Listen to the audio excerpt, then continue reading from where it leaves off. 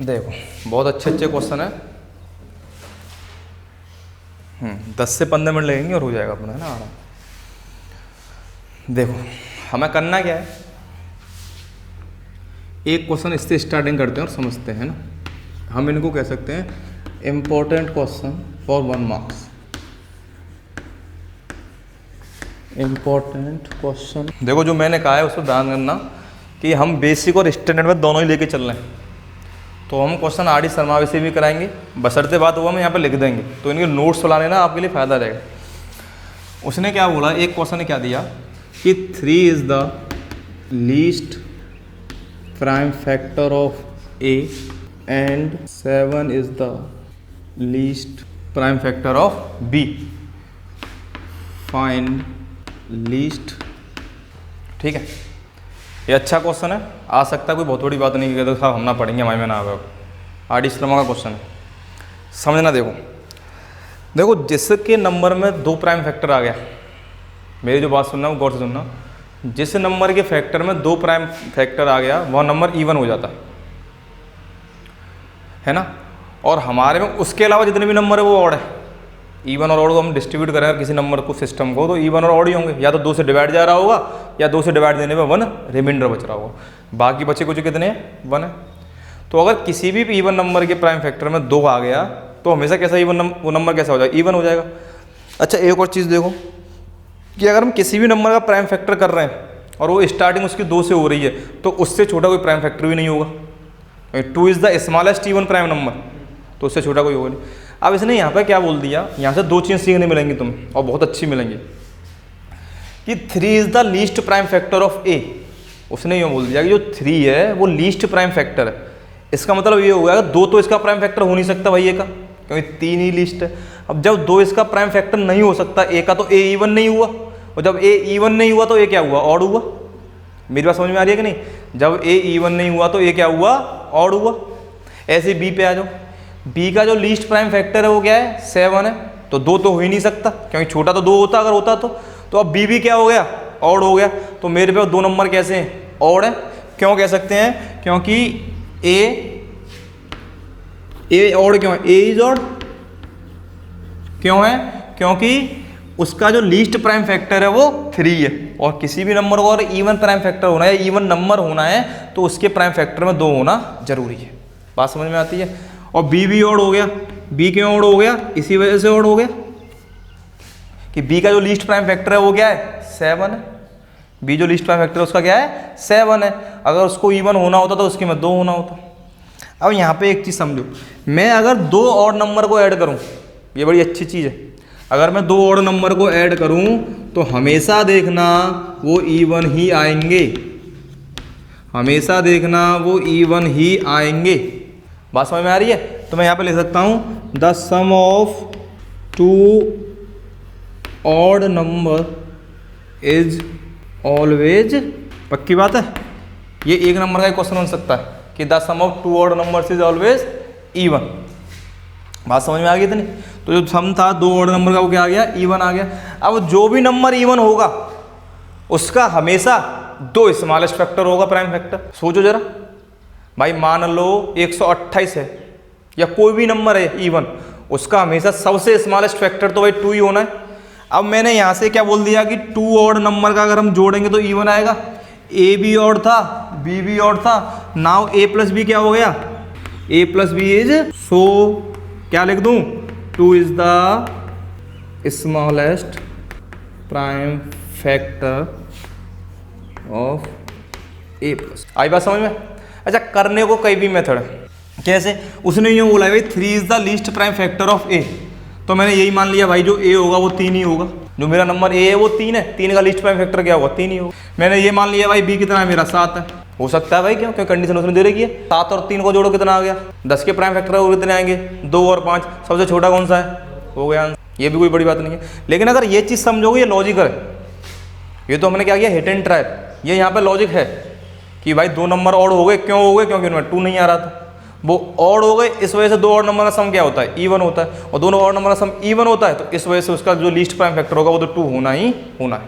बात समझ में आती है? अच्छा क्वेश्चन है, 1 नंबर पॉसिबिलिटी है पूरी। अगला क्वेश्चन देखो, इसमें मैं 3 पार्ट करा दे रहा हूँ इसी के, लेकिन वो सब आएंगे अलग आएंगे तो एक एक नंबर में ही आएंगे, ठीक। If 2 numbers A and B, ठीक है, हमें 2 नंबर ए एंड बी कैसे दे रहे हैं, पहला पार्ट क्या है, मतलब पहला क्वेश्चन मान लो इसको, ठीक है, ए इक्वल टू और बी इक्वल टू, ऐसे दूसरा क्वेश्चन दे रखा है उसने ए इक्वल टू, ऐसे उसने तीसरा क्वेश्चन दे रखा है ए इक्वल टू और बी इक्वल टू, ठीक है। इसमें उसने लिख रखा है P Q Q square if 2 numbers A and B are, ये हो गया। हमें इनके करने हैं find LCM and HCF if P and Q are,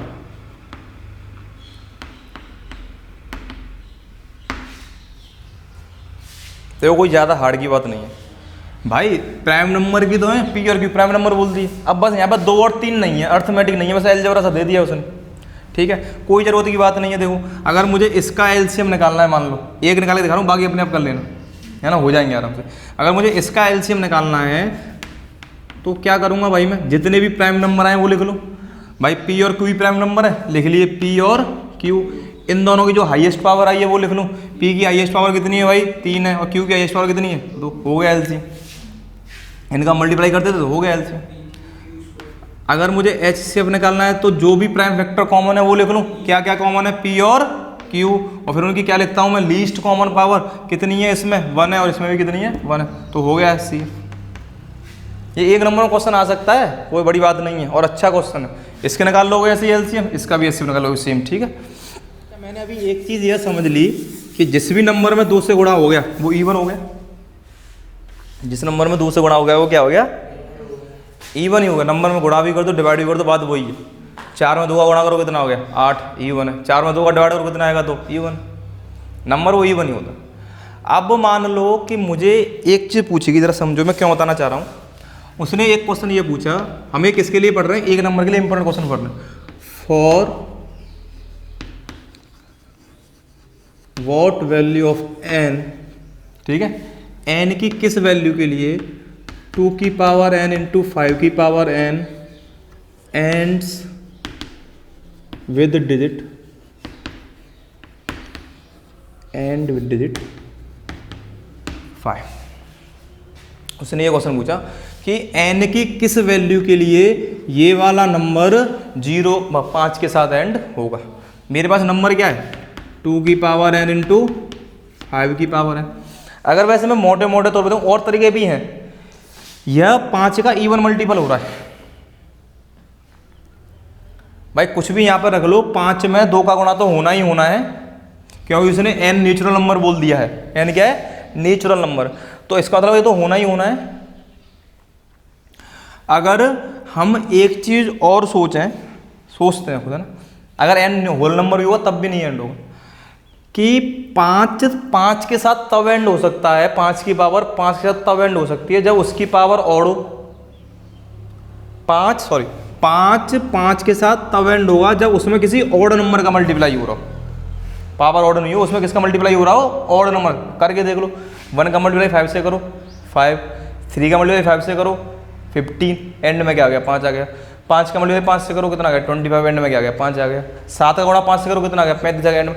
मतलब जब 5 में मैं ऑड नंबर से मल्टीप्लाई करूंगा तो वो एंड हो जाएगा 5 के साथ, लेकिन यहाँ पर तो एंड हो नहीं सकता।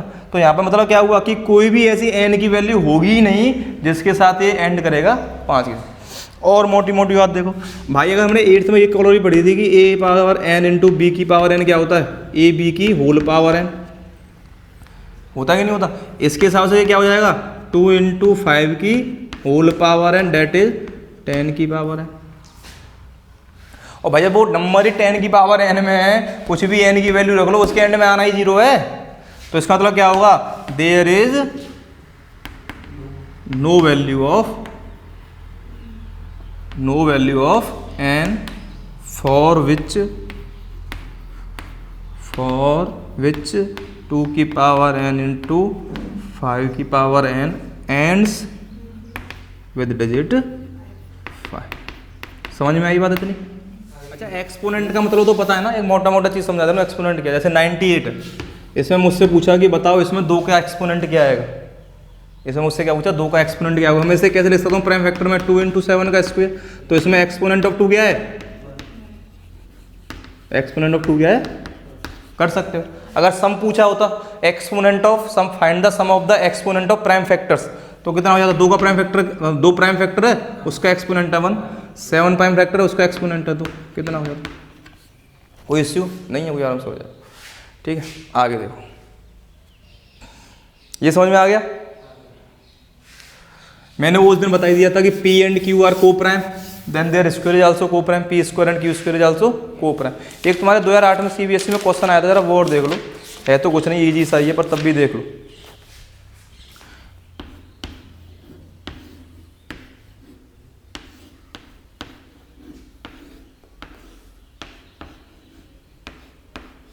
ठीक है, इस तरीके से है ना। इसमें कुछ नंबर दे रखे हैं, ये 3 है, ये 7 है, और ये वही है, फैक्टर ट्री है। मैं ऐसे कराता हूँ, इसे लिटा दिया है बस। ठीक है, तो ये जो नंबर अगर 3 और 7 में टूटा है, तो ये नंबर क्या होगा, इसका मल्टीप्लाई हो गया आ रहा होगा, कितना हो जाएगा 21। जो ये नंबर होगा वो इसका मल्टीप्लाई हो गया आ रहा होगा, कितना होगा। ठीक है, ये 2008 में आया था, CBSE 2008 में क्वेश्चन आया था, जो पहले में लिखा CBSE। ठीक है, और जरा थोड़ा एक आध क्वेश्चन और रह गया। ठीक है बेटा, अब जरा एक और चीज़ देखो, इसमें एक क्वेश्चन ये पूछा है कि द लीस्ट नंबर, मतलब सबसे छोटा नंबर बताइए, the least number which is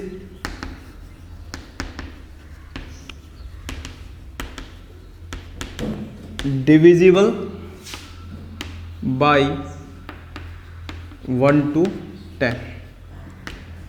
मतलब मुझे एक ऐसा नंबर बता दो जिसमें छोटे से छोटा, जिसमें 1 का भाग दूं चला जाए, 2 का भाग दूं चला जाए, 3 का भाग दूं चला जाए, 4 का भाग दूं चला जाए, 5 का भाग दूं चला जाए, तो मैं उस नंबर में भाग दे रहा हूँ। तो इसका मतलब क्या है कि वो नंबर क्या होगा, इनका LCM होगा। क्या होगा, LCM होगा। मतलब मुझे क्या फाइंड करना है, LCM ऑफ 1 2 3 4 5 6 7 8 9 और 10 याद कर लेना होता है 2520।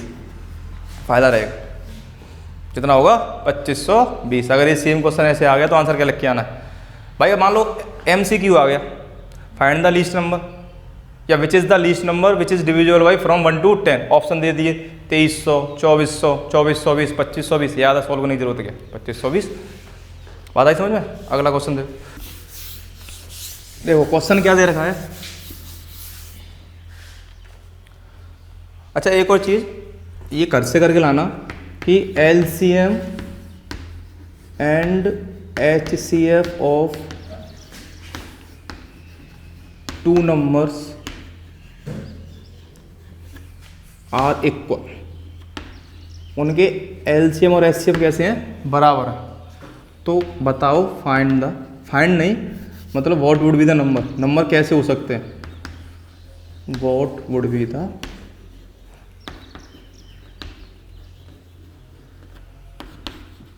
ठीक है समझ में आ गई। What would be the number मतलब कैसे हो सकते हैं, प्राइम हो सकते हैं, को प्राइम हो सकते हैं, कंपोजिट हो सकते हैं, इक्वल हो सकते हैं, ऐसे करके है ना।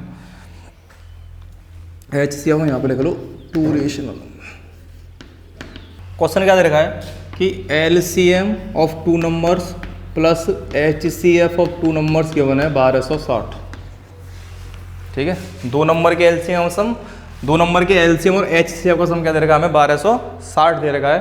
और उसने एक और कंडीशन क्या बोल दी कि जो LCM है वह उसके HCF से 900 ज़्यादा है। जो LCM है वो इसके HCF से क्या है 900 ज़्यादा है। तो उसने पूछा है find the product of numbers. Find the product of numbers आराम से निकाल सकते हैं भाई। LCM की वैल्यू क्या है HCF प्लस 900, तो यहाँ पर रख दोगे HCF plus 900 plus HCF is equal to 1260। मैंने क्या की LCM की वैल्यू यहाँ उठा के यहाँ रख दी। ठीक है, HCF और HCF कितना हो गया 2 टाइम्स ऑफ HCF। 1260 में 900 के तो कितने बचे 360, क्योंकि प्लस का इधर जाके माइनस, ये मल्टीप्लाई हो रहा तो इधर जाके डिवाइड, तो HCF कितना हो गया। ठीक है, जो LCM है वो HCF से 900 ज़्यादा है, तो एलसीएम कितना है, गिवन है HCF plus 900 that is equal to 180 plus 900 और डेट इज इक्वल टू 1000। इनका प्रोडक्ट पूछा था, find the product of the numbers, वो हमें पता ही है, LCM into HCF of two numbers is equal to product of two numbers. तो LCM कितना आया था बेटा मेरा 1080, HCF कितना आ गया बेटा मेरा, ये सोल्व कर लो कितना आ जाएगा, ठीक है 1800, 18 144, ठीक है आंसर आ जाएगा। जो मुझे A दे रखा है वो दे रखा है बेटा 2 की पावर 3 इंटू 2 की पावर 3 इंटू 3। जो B दे रखा है वो मुझे दे रखा है 2 इंटू 3, ठीक है। और जो मुझे C दे रखा है वो दे रखा है मुझे 3 की पावर n इंटू 5, ठीक है समझ में आ गया। अब जो मुझे LCM दे रखा है वो मुझे क्या दे रखा है, LCM ऑफ ABC मुझे दे दिया भाई 2 की पावर 3 इंटू 3 की पावर 2 इंटू 5, और मुझसे n की वैल्यू पूछी है। तुम भी हंस रहे होंगे क्या पूछ लिया क्वेश्चन भाई। LCM अगर मुझे ABC जो मुझे पता है मैं उसके हिसाब से क्या लिखता, जो भी प्राइम फैक्टर है वो लिख लूँ। कौन कौन से हैं, 2 3 और 5, सही बात है गलत है। जितनी हाईएस्ट पावर लिख लूँ, 2 की हाईएस्ट पावर कितनी है 3। अच्छा जो n है उसके बारे में तो पता नहीं हाईएस्ट है स्मॉलेस्ट है, पर लेकिन अगर यहाँ पे मुझे n दे रखा है तो ये तो जरूर 0 नहीं दे रखा होगा, या तो n 1 होगी या उससे ज़्यादा होगी, तो मैं यहाँ पे n उतार सकता हूँ। क्या हो सकती है n, क्योंकि मुझे अननोन है, इस वजह से मैं ये मान के चल रहा हूँ कि ये ज़्यादा ही होगी 3 की पावर n, इसलिए मैं मान के चल रहा हूँ इस चीज़ को, ठीक है। और इंटू 5 की पावर तो 1 है ही। और जो ये LCM हमने निकाला वो किसके बराबर दे रखा है, 2 का स्क्वायर इंटू 3 का स्क्वायर इंटू 5। 2 का स्क्वायर से ये 2 की पावर 3 है, क्या दे रखा है 2 की पावर 3, तो 2 की पावर 3 से 2 की पावर 3 कैंसिल, 5 से 5 कैंसिल, 3 की power n is equal to 3 की पावर 2, क्या बोलते हैं सेम है, क्या है बेस है, तो on comparing power n is equal to कितना आ गया, आगे बात समझ में नहीं आ गई, ठीक है।